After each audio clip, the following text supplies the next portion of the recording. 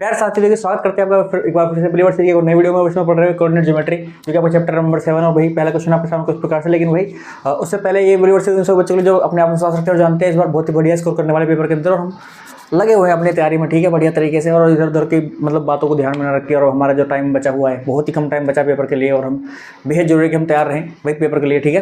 तो चलो पहला क्वेश्चन देखते हो क्या कह रहा है। एक बात और, आज इस वीडियो में हम इस चैप्टर खत्म करेंगे। और दूसरा यह वीडियो थोड़ा लंबी हो सकती है क्योंकि क्वेश्चन नंबर ऑफ क्वेश्चन ज़्यादा हो सकते हैं, उसके अलावा नंबर ऑफ क्वेश्चन अच्छे हैं। जो टाइप ऑफ क्वेश्चंस है वो थोड़ा लेवल अच्छा है क्वेश्चंस का। सो हो सकता है कि आपको थोड़ा टाइम लगे, तो कोई बात नहीं, आराम से देखना, स्किप मत करना इस वीडियो को। इंपॉर्टेंट क्वेश्चंस होंगे इसके अंदर, तो बेहद जरूरी पेपर में ऐसे कैसे क्वेश्चन मिले। जैसे पहला क्वेश्चन देखो कितना इंपॉर्टेंट है। Show that the points this ये कह रहा है are the vertices of equilateral triangle. हमको प्रूफ करना है कि भाई इक्विलेटरल ट्रायंगल के वर्टिसेस हैं। सो देखो बहुत ही सिंपल तरीके से मैं इसको फटाफट कर देता हूँ। आपको पता है इस पॉइंट को मैं ए मान लेता हूँ, इसको बी मान लेता हूँ, इसको मान लेता हूँ सी, ठीक है। मैं कोशिश करूँगा जल्दी जल्दी खत्म हो जाए सब कुछ। मैं देखो सुझाना सुझूँ तो आज के टाइम में आपका आता ही होगा, आपने इतना कुछ पढ़ाई करी है, ठीक है, पूरे साल आप पढ़े हो अच्छे से। आपने देखा होगा किस तरीके से क्वेश्चंस को अच्छे से लिखा जाता है। फिर भी मैं एक वीडियो जरूर बनाऊंगा भाई कि किस तरीके से हम पेपर करके आना है, ठीक है, और क्या हमारे स्ट्रेटेजी रहेगी और किस तरीके से हमको लिखना चाहिए पेपर के अंदर। उसका उस वीडियो का वेट जरूर कीजिएगा, क्योंकि जो मैं चीज़ बता रहा हूँ, मैं फिर बोल रहा हूँ कि नंबर नंबर आप लेके नहीं आते हो, नंबर आप छीन के लाते हो टीचर से, ठीक है। तो वो स्ट्रेटेजी क्या रहेगी उसके बारे में वीडियो हम जरूर बनाएंगे, ठीक है। चलो भाई, तो ये क्या है, ये कह रहा है कि ये जो पॉइंट है भाई इक्विलेटरल ट्रायंगल के वर्टिसेस हैं, ये प्रूफ करो।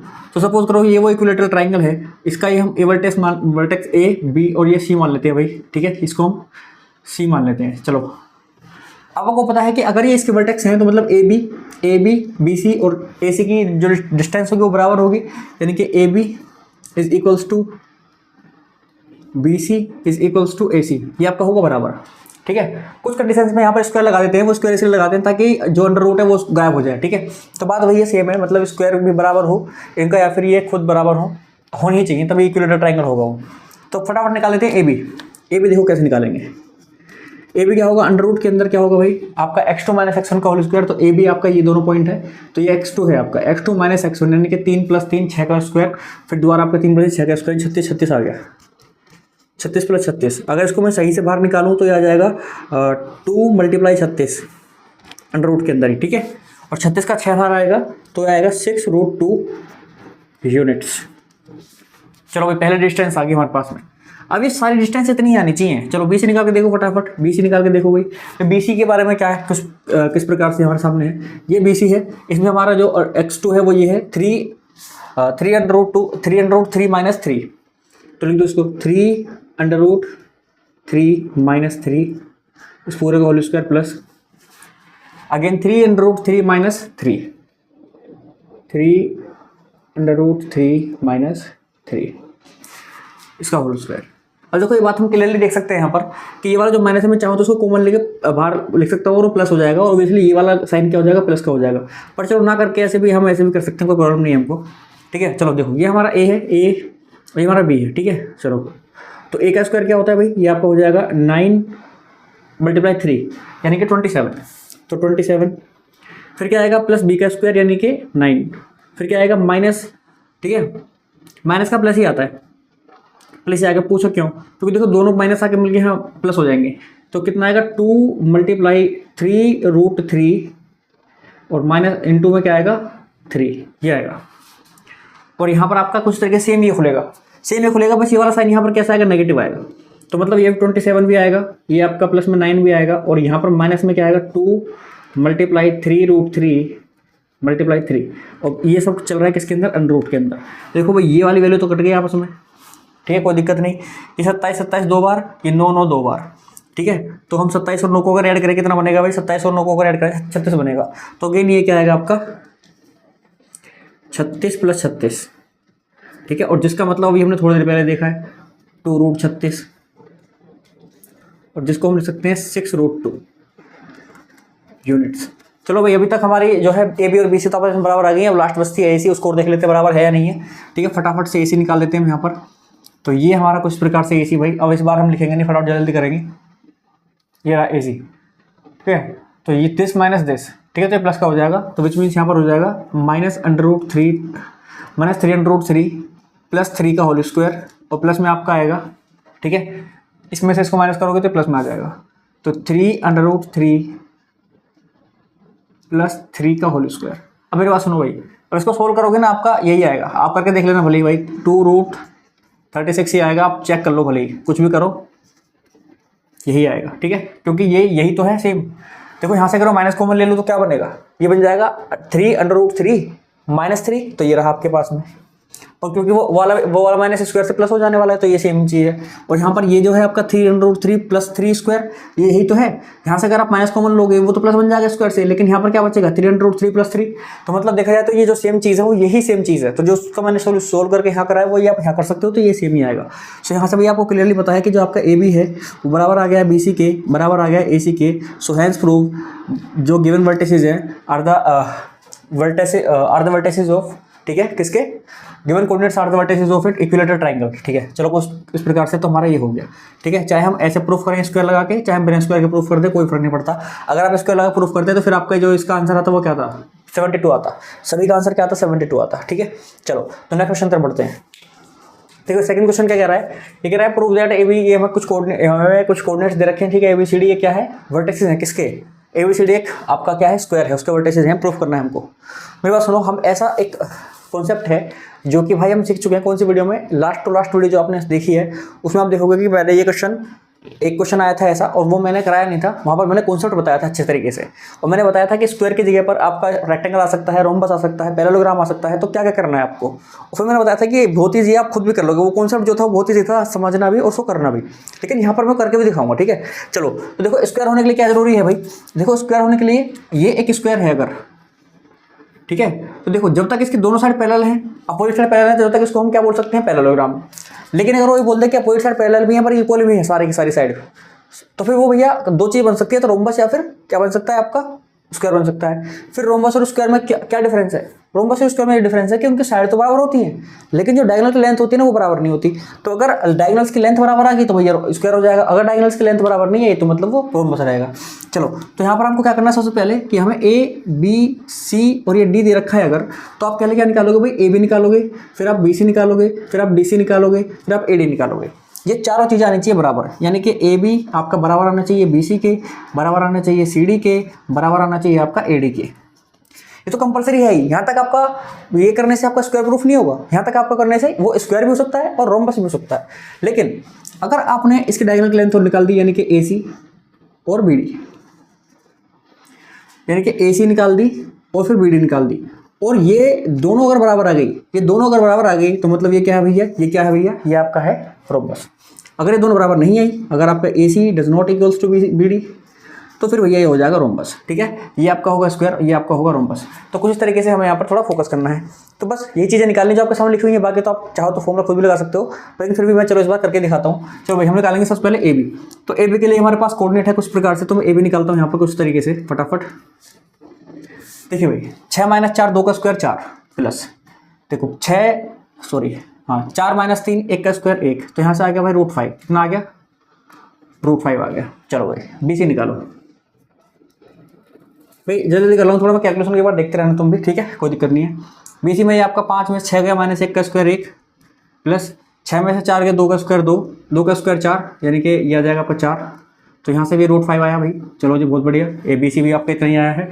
फटाफट से CD भी निकाल लेते हैं भाई। BC भी हमारा इतना ही आया है और AB भी हमारा इतना ही आया है। अब हम बात करते हैं CD की। तो CD यार आपके सामने 3 - 5 यानी कि 2 का स्क्वायर 4 प्लस फिर आपका क्या आएगा भाई 5 - 6 यानी 1 का स्क्वायर 1, तो यहाँ से √5 भी आया, कोई दिक्कत नहीं।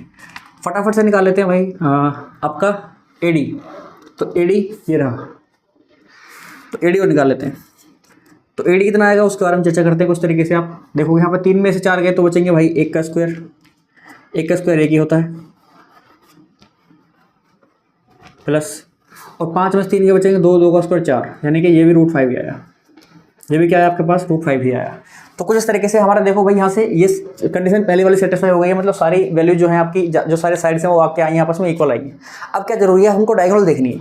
अभी तक हमारा ये रोम्बस भी हो सकता है और स्क्वायर भी हो सकता है, लेकिन जैसे ही हम डायगोनल निकालेंगे हमें कंफर्म पता चल जाएगा कि भाई ये क्या होगा, एक स्क्वायर होगा। कैसे, देखो भाई फटाफट से हम निकालते हैं यहाँ से, या फिर आप ये ले नेसेसरी कंडीशन जो है, वो नेसेसरी कंडीशन आपकी क्या है, AC = BD, साथ में लेके चलो इनको, ठीक है, ये बराबर होना चाहिए। तो AC निकालो इस साइड, यहाँ से ए सी निकालते चलो, ये आपके पास ए सी है, ठीक है। तो 5 माइनस 4, 1 का स्क्वायर 1 प्लस फिर आपके पास 6, 6 माइनस 3, 3 का स्क्वायर, ये आएगा ना 6 माइनस 3, 3 का स्क्वायर 9। तो यहाँ से ये आपका इधर चल रहा है इस तरीके से। यहाँ पर देखते हैं बी डी क्या आएगा भाई, बी डी ये दोनों है, बी डी ये दोनों है। देखो भाई 3 में से आपके 6 गए तो माइनस 3 का स्क्वायर 9 ही होता है, प्लस 5 में से 4 गए तो आपके ये आपका 1 का स्क्वायर 1 ही होता है। तो यहाँ से आएगा भाई आपका √10 और यहाँ से भी आएगा आपका √10। तो जो नेसेसरी कंडीशन थी, नेसेसरी और सफिशिएंट कंडीशन थी, वो भी आपकी वही वेरीफाई हो गई है। इसका मतलब ये है कि ये जो वर्टिसेस हैं, जो given coordinates are the vertices of a square. So यहाँ पर लिख देना हेंस प्रूव्ड कि given coordinates are the vertices of a square, ठीक है, स्क्वायर एबीसीडी। चलो मिलते हैं आपसे नेक्स्ट क्वेश्चन तरफ चलते हैं। तो क्वेश्चन नंबर 3 आपसे क्या कह रहा है, ये कह रहा है find the ratio in which the point 1, k, ठीक है, divides the line segment joining the points -3, 10 and 6, 8, ठीक है, and the find the value of k, ठीक है, k की वैल्यू बतानी है फिर हमको। देखो भाई मेरा सुनो, हमको यहाँ पर एक पॉइंट दिया हुआ है, सपोज करो ये आपका ए पॉइंट है विच इज -3, 10। दूसरा हम पॉइंट ले लेते हैं यहाँ पर आपका कुछ इस प्रकार से, जो कि हो जाएगा 6, 8, ठीक है, इसको मान लेते हैं बी, और यहाँ पर कोई मान लेते हैं पॉइंट पी है जो कि है 1, k। ये इसको किस रेशो में डिवाइड करता है इसकी बात कर लेते हैं। तो सपोज करो कि m/1 में डिवाइड करता है। m/1 क्यों लिया सर, पहले आप k/1 में ले लेते क्योंकि यहाँ पे एक और k दे रखा है, हम गलती से उसी k को सेम k ना समझ ले इसलिए ले लिया। दूसरी चीज़ हमको यहाँ पर ध्यान रखनी है भाई कि आपको करना क्या है, आपको पता है कि यहाँ पर हमारे पास x कोऑर्डिनेट है, तो हम इस रेशो से x कोऑर्डिनेट लिख सकते हैं बाय सेक्शन फॉर्मूला। सो वो क्या हो जाएगा, उसको हम देखो m2x1 जो कि आपका आएगा 6k माइनस आपका आ जाएगा 1 आपका 3, इस तरीके से आपका k+1 आएगा नीचे इज टू आएगा 1k, ठीक है, फटाफट कर देते हैं इसको। तो 6k minus 3 is to k+1 आ जाएगा यहाँ से, और 6k ये आपका -k इधर आकर के -k इधर जाएगा, ये उधर जाकर के प्लस हो जाएगा यानी कि 4। तो यहाँ से आएगा 5k, ये आ जाएगा 4। तो यहाँ से k की वैल्यू भाई क्या आ जाएगी हम कि 4/5। तो यानी कि हमारे पास रेशो आ चुका है 4:5 का रेशो आ चुका है। चलो भाई अब कोई दिक्कत नहीं है, हमें k की वैल्यू बतानी तो आराम से k लिख दिया मैंने, ये आई एम सॉरी ये m है भाई, ये m है, वो k सेट है तो k ही लिख दिया है पूरे में, ये m है, ठीक है, ये m की वैल्यू आ गई हमारी। तो यहाँ से रेशो पता चल गया हमको। अब इस k की वैल्यू निकाल लेते हैं। तो यहाँ से आपको पता है इस k के लिए बस आपको y कोऑर्डिनेट लिखना है बाय सेक्शन फॉर्मूला, हमारे पास वैल्यू है, रेशो है हमारे पास, तो लिख देते हैं फटाफट से m1x2 m1y2 m1y2 यानी कि 4 8 48 होते हैं, ठीक है, सॉरी 8 32 32 होते हैं, 4 8 32 प्लस 5 10 50, 5 10 50 यही होगा। चलिए, और अपन में क्या आएगा 4 5 9, ये इस तरीके से आएगा ये k की वैल्यू। उसका कर देते हैं भाई, ये कितना हो जाएगा, हो जाएगा 82 8219 is goes to k। So this is the value of the k, ठीक है। सो यहाँ पे हमारा ये इस तरीके से हमारा आ जाएगा आंसर। चलो नेक्स्ट क्वेश्चन तरफ बढ़ते हैं। तो क्वेश्चन नंबर 4 आपके से क्या कह रहा है, कह रहा है determine the ratio in which the ratio which, ये हमें ये कह रहा है कि determine the ratio in which the point, in which the, यहाँ पर इतना बड़ा दे दिया है, चलो कोई बात नहीं, इन विच द पॉइंट -6, ठीक है, divide the line segment just like this, हमें दे रखा है ये, और तो find the value of y। तो सिंपल पिछले वाले क्वेश्चन की तरह ये, तो ये आपके लिए वैसे लो भाई, ये आपको ही करना है, ठीक है, जैसे हमने पिछले वाला क्वेश्चन करा है सेम उसी प्रकार से ये होगा। चलो नेक्स्ट क्वेश्चन तरफ बढ़ते हैं।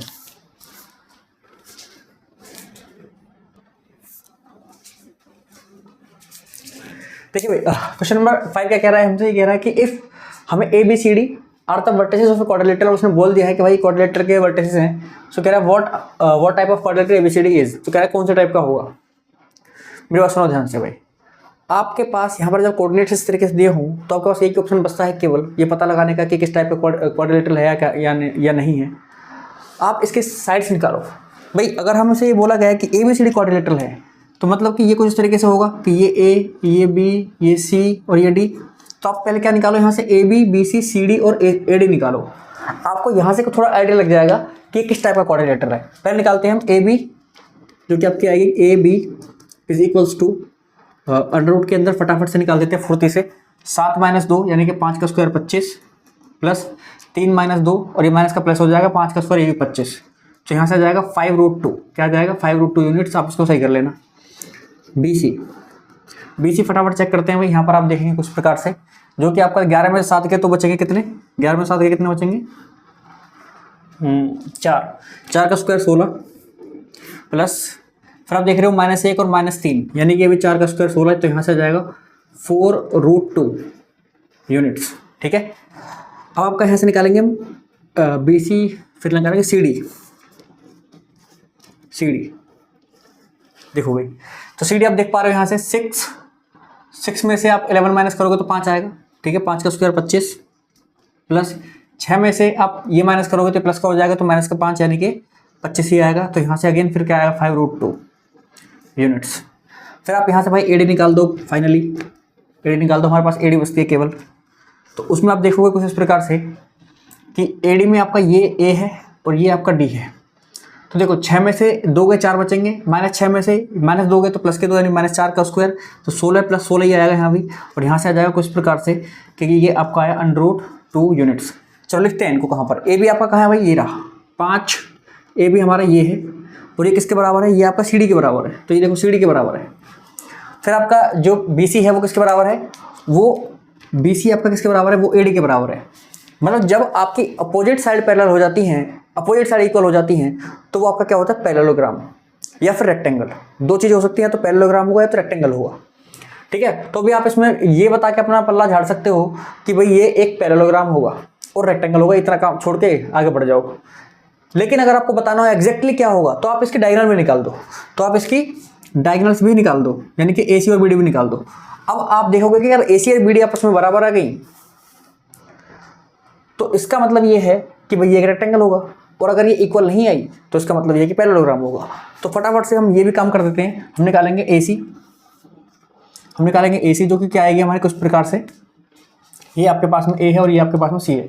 तो 11 में से 2 के बचेंगे 9 का स्क्वायर आपका होता है 81, प्लस चलिए यहाँ पर -1 और -2 को माइनस करोगे, -1 में से माइनस करोगे -2 को, तो आपका +2 हो जाएगा, तो 1 का स्क्वायर 1 आ जाएगा, ये आपका आएगा √82 आएगा। बी डी निकालो, यहाँ से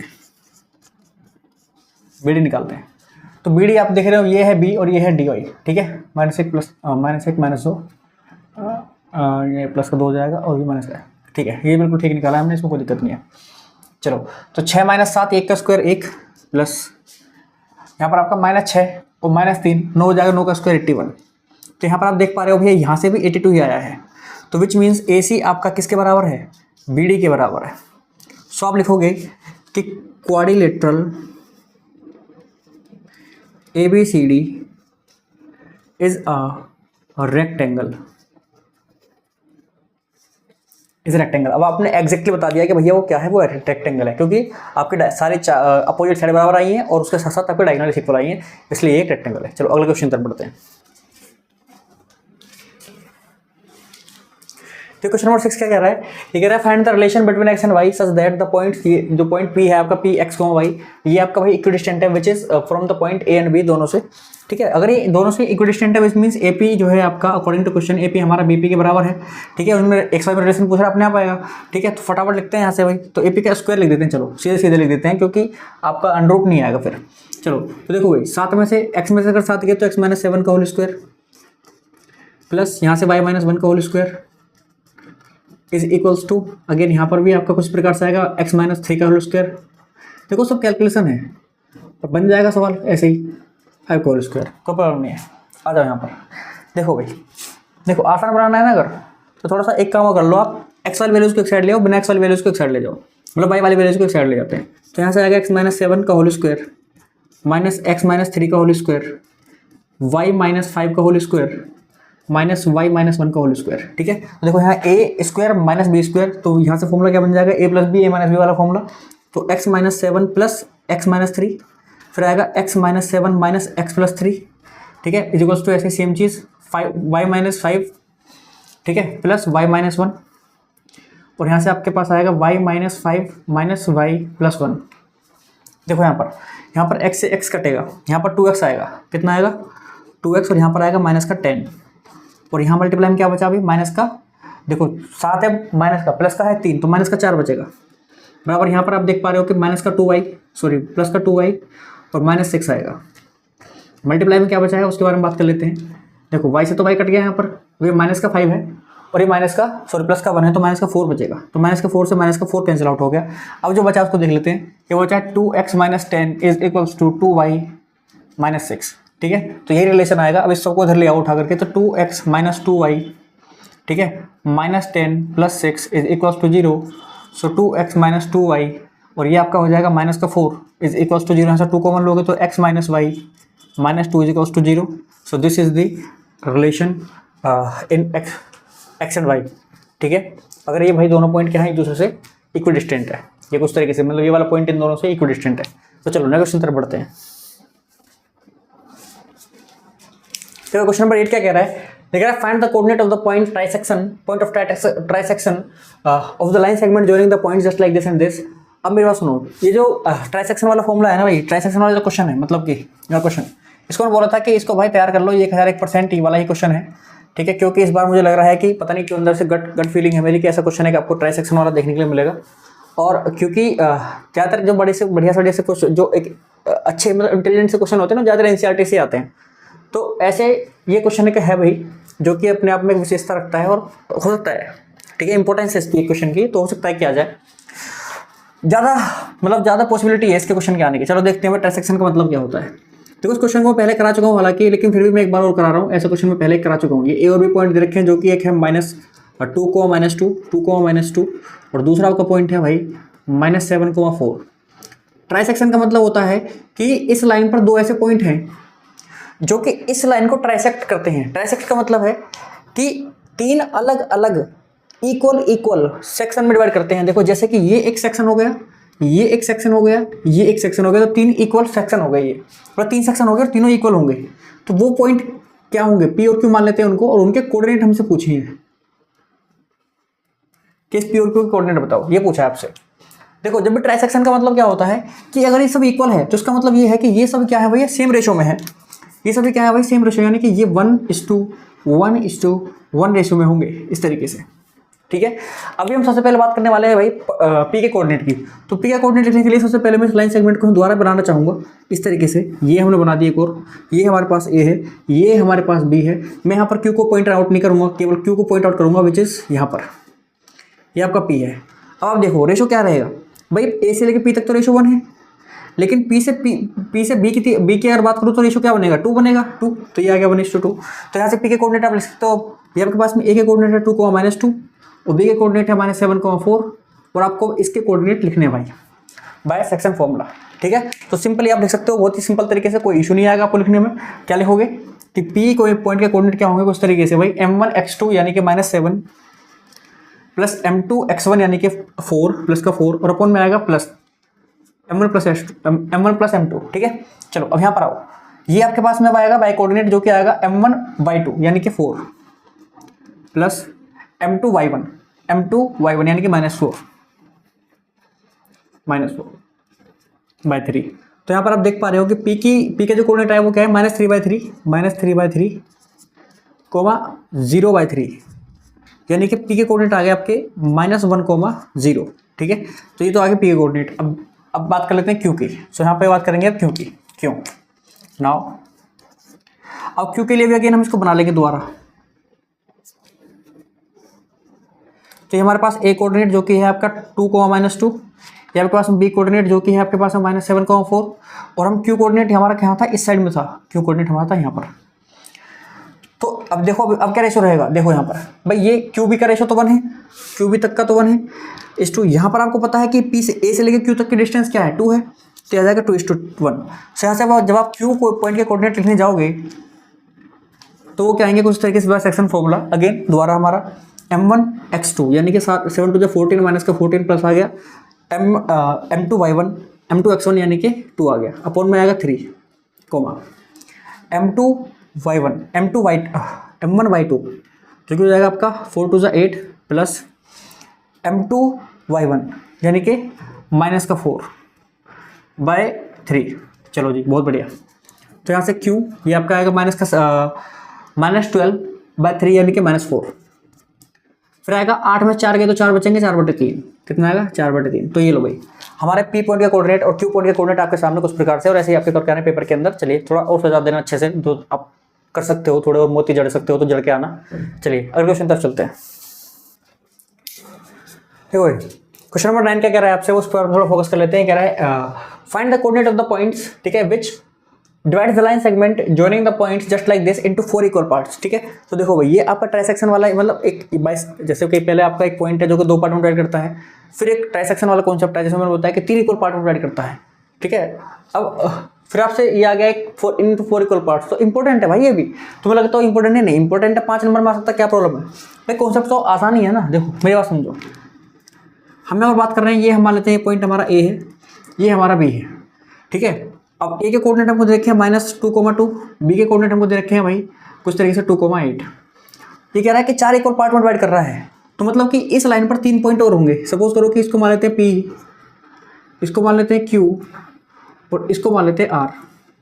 तो पी क्यू आर, अब देखो एक सेक्शन, 2 सेक्शन, तीसरा और ये चौथा सेक्शन, 4 सेक्शन आपके सामने यहाँ पर है और ये चारों ही इक्वल हैं, ठीक है। तो इसका मतलब ये 1:1:1:1 के रेशो में होंगे चारों के चारों, ठीक है। और आपको इन सभी के कोऑर्डिनेट बताने हैं, पी के कोऑर्डिनेट बताने हैं आपको, क्यू के कोऑर्डिनेट बताने हैं आपको, और आपको आर को कोऑर्डिनेट बताने हैं। जैसे हमने वो सवाल करा था सेम इसी तरीके से करेंगे इसको भी कंटिन्यूस। फटाफट से इसको नीचे आप ड्रॉ करोगे दोबारा इस तरीके से आपके सामने इस प्रकार से।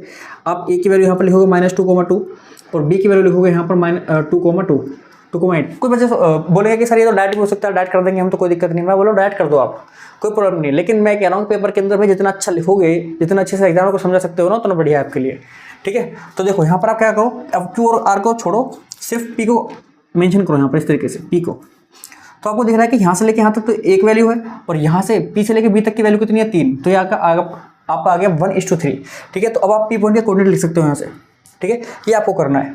उसके बाद आप क्या करना है, जब यहाँ से आपके पी पॉइंट के कोऑर्डिनेट आ जाएं, फिर आपको करना है क्यू पॉइंट के कोऑर्डिनेट। तो यहाँ पर आप देखोगे कि फिर से आप दोबारा इस लाइन को बनाओगे इस तरीके से, और यहाँ पर आप ए की वैल्यू लिखोगे, यहाँ पर आप बी की वैल्यू लिखोगे। अब आपको पी और आर को नहीं लिखना है, केवल क्यू को लिखना है, और जो कि आपका इस तरीके से आएगा क्यू के बीच में।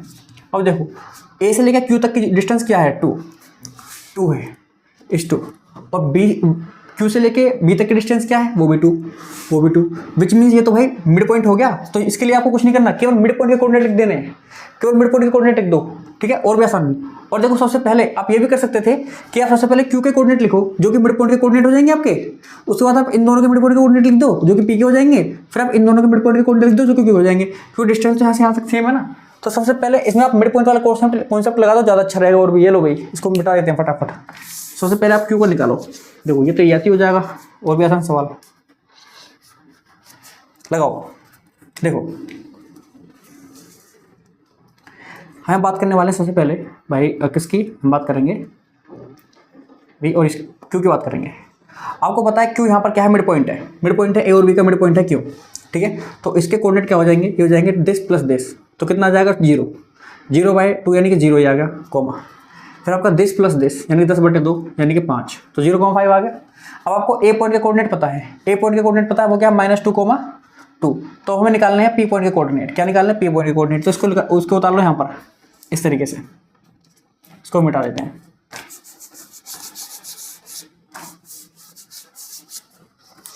चलो देखो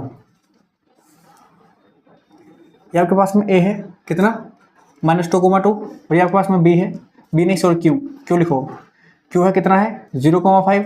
आपको निकालना है किसके, पी के कोऑर्डिनेट निकालने हैं। आपको पता है कि पी और क्यू, जो आपका पी ए से क्यू तक का डिस्टेंस है, उसमें जो पी है आपका वो क्या है, मिड पॉइंट है। तो मिड पॉइंट के कोऑर्डिनेट निकाल दोगे यहाँ पर, दिस प्लस दिस अपॉन 2 यानी कि -1 आ जाएगा, ठीक है। फिर आपका क्या आ जाएगा, दिस प्लस दिस यानी कि 7/2, क्या आ जाएगा 7/2। चलो पी के आ गए। अब क्यू के निकालने, सॉरी आर के निकालने। देखो इस वाले लो क्यू और बी, तो यहाँ से आप देखोगे कि भाई ये आपका यहाँ से लेकर के यहाँ तक इस तरीके से क्यू, और ये क्या है आपका बी है। तो क्यू के कोऑर्डिनेट आपको पता है 0,5 हमने निकाल लिए हैं, बी के आपको पता है 2,8 भाई कुछ प्रकार से। अब आपको निकालने हैं इस पॉइंट यानी आर के कोऑर्डिनेट जो कि है मिड पॉइंट के कोऑर्डिनेट अगेन आप निकाल दो फटाफट। दिस प्लस दिस यानी कि 2/2 यानी कि 1, और दिस प्लस दिस यानी कि 8, 5, 13/2। तो ये लो जी, फटाफट से सारे कोऑर्डिनेट आ गए इस तरीके से। आसान क्वेश्चन है ये, ठीक है। ये तो बहुत ही आसान क्वेश्चन हो गया। इसमें वो हालांकि वैसे भी हो जाएगा जो मैंने बताया था आपको, वैसे भी करोगे तो भी हो जाएगा, लेकिन ये भी आसान है, ये सबसे ज़्यादा आसान है, इसको करो आप, ठीक है। मिड पॉइंट वाले कॉन्सेप्ट को लगा दो यहाँ पर। अगले क्वेश्चन तक चलते हैं। देखिए भाई एक बहुत ही इंपॉर्टेंट क्वेश्चन है ये, ठीक है, जो कि थोड़ा सा इंटेलिजेंट क्वेश्चन कह सकते हैं, या फिर इंटेलिजेंट तो नहीं है, हालांकि कोई भी बच्चा पढ़ेगा इसको आसानी समझ लेगा, लेकिन बहुत ही एवरेज बच्चा हो तो उसके लिए थोड़ा सा हो सकता है कि वो थोड़ा समझने में इसको थोड़ा टाइम ले ले, हालांकि नॉर्मल कोई बच्चा होगा इसको आसानी से करके आएगा। कह रहा है कि the vertices of a quadrilateral हमें एबीसीडी गिवन है जो कि इस तरीके से है। कह रहा है prove that ABCD is a rhombus not a square. मेरी बात सुनो, बस सीधी सी बात है, मैं पहले बता चुका हूँ आपको ये कॉन्सेप्ट। मैंने बोला था कि जब आपके पास में एबीसीडी को इस तरीके से भी दे रखा है, हमको ये बोला है कि एबीसीडी क्वाड्रिलेटरल है और भाई ये प्रूफ करवा रहा है कि ये रोम्बस है, तो रोम्बस होने के लिए और स्क्वायर होने के लिए कंडीशन क्या है? पहले तो आपकी जो ए बी है ये वाली साइड, ये बराबर होनी चाहिए बी सी यानी कि ये वाली साइड के, ये बराबर होनी चाहिए ए सी डी यानी कि ये वाली साइड के, और ये बराबर होनी चाहिए ए डी यानी कि ये वाली साइड के। ये चारों ऑप्शन बराबर होनी चाहिए। तो अभी ये स्क्वायर भी हो सकता है, रोम्बस हो सकता है, लेकिन मैंने आपको बोला था कि हमें डायगोनल यहाँ पे बताएंगी कि भाई ये स्क्वायर हो गया रोम्बस। सो ये रोम्बस होना चाहिए और स्क्वायर नहीं होना चाहिए। इसके लिए जरूरी है कि आप यहाँ पर निकालोगे A C does not equal to B D. बस आपको यहाँ पर क्या निकालना है? A C does not equals to B D. तो यहाँ पर अगर जैसे ही आप ये प्रूफ कर दोगे, यानी कि डिस्टेंस आपकी जो ए सी है वो आपकी डिस्टेंस आपकी बी डी के बराबर नहीं आनी चाहिए, बस यहीं पर आपका प्रूफ हो जाएगा कि भाई ये क्या है, हमारा एक रोम्बस होगा। क्या होगा? हमारा एक रोम्बस होगा। सबसे पहले आप ये देखेंगे कि भाई इसकी चारों साइड आपस में बराबर आ रही है कि नहीं आ रही है। क्या पता कि ना रोम्बस हो ना स्क्वायर हो, ठीक है। और फिर अगर ये बराबर आ जाए तो फिर उसके बाद आपको ये चीज़ करके प्रूफ करनी है, ये चीज़ करके दिखानी। जैसे ये बराबर नहीं आए तुरंत आपको लिख देना है कि हेंस, ठीक है। तो given coordinates are the vertices of a rhombus not a square. चलिए अगले क्वेश्चन तरफ बढ़ते हैं। ये आपको करना है कंप्लीट, ठीक है। ये आपके लिए HW है, सिंपल सा क्वेश्चन है। अगर फिर भी आपसे नहीं हो तो भाई क्वेश्चन नंबर 10 करके आप लिख सकते हो कमेंट के अंदर, मैं आप आगे देख लूँगा। देखिए क्वेश्चन नंबर 11 जो कि आज हमारी वीडियो का भाई आखिरी क्वेश्चन होने वाला है। इसी के साथ हम अपनी वीडियो खत्म करेंगे। चलो भाई कुछ प्रकार से, और इसी के साथ हमारा चैप्टर भी खत्म होगा।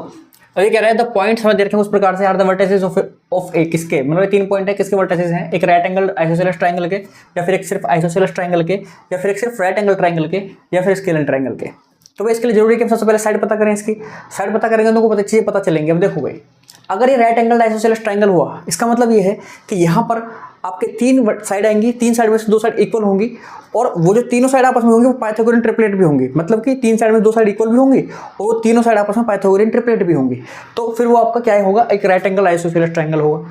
अगर सिर्फ आइसोसेलेस ट्रायंगल हुआ, मतलब कि 3 साइड में से 2 साइड इक्वल होंगी, बस पाइथागोरियन ट्रिपलेट नहीं होंगी, तो आइसोसेलेस ट्रायंगल होगा। अगर वो सिर्फ एक राइट एंगल ट्रायंगल है तो भैया वो उसकी तीनों साइड अलग होंगी, ठीक है, और उनमें से 2 साइड जो वो तीनों साइड जो होंगी आपस में क्या होंगी? सिर्फ पाइथागोरियन ट्रिपलेट होंगी। और अगर वो स्केलिन ट्रायंगल हुआ तो मतलब बाकी सारी बातें बकवास, कुछ नहीं, तीनों साइड अलग होंगी, वही आपका स्केलिन ट्रायंगल कुछ प्रकार से आप बोल सकते हो उसको, और पाइथागोरियन ट्रिपलेट भी नहीं होगा। तो सबसे पहले जरूरी है कि हम यहाँ पर साइड्स निकाल लें। तो सपोज करो कि ये ए है, ये बी है और ये सी है, तो हमें निकालना है ए बी, ठीक है, हमें निकालना है बी सी, हमें निकालना है ए सी, ठीक है।